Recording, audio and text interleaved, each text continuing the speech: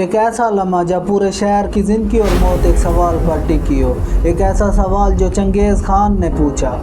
اگر اس کا جواب غلط ہوتا تو پورا شہر مٹی میں ملا دیا جاتا۔ آخر کس نے ایسا جواب دیا جو تاریخ بدلنے پر مجبور ہو گیا؟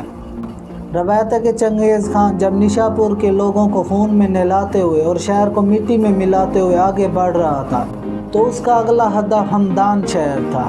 جب اس کی خوفناک فوج ہمدان شہر میں پہنچی تو ہمدان شہر کے لوگ کافی زیادہ خوف زدہ ہو گئے۔ چنگیز خان نے اپنے فوجیوں کو حکم دیا کہ تمام ہمدان شہر کے رہائشیوں کو ایک وسیع میدان میں جمع کیا جائے۔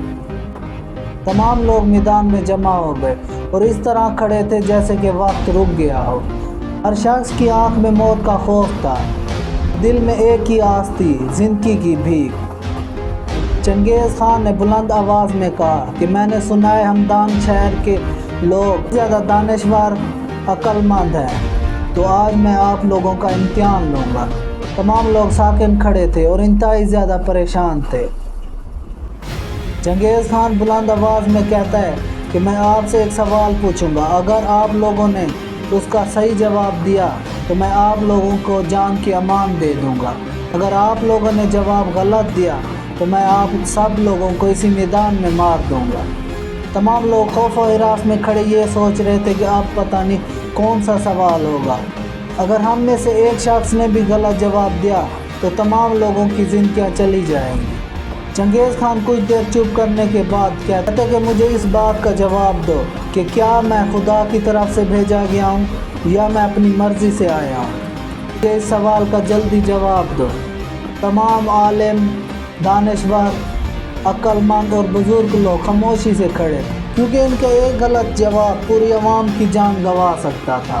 چنگیز خان نے کہا کہ میں جواب بھی تم سے ہی سنوں گا، کیونکہ باقی لوگ خوف میں کھڑے تھے، ان کی آنکھوں میں صرف موت ہی سوار تھی۔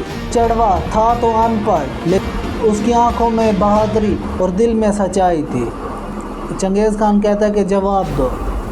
چڑوا بے خوف ہو کر جواب دیتا ہے کہ نہ تو خدا کی مرضی سے آیا نہ اپنی مرضی سے آئے، ہماری نااہلیوں کی وجہ سے آئے ہو، ہماری بد عقلی کی وجہ سے آئے ہو۔ تمام لوگ ساکن کھڑے تھے۔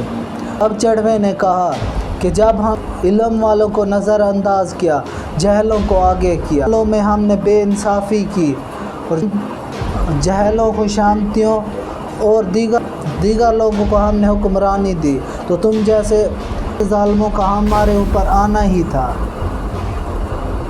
یہ جواب سن کر چنگیز حیران و پریشان ہو کر کھڑا ہو گیا۔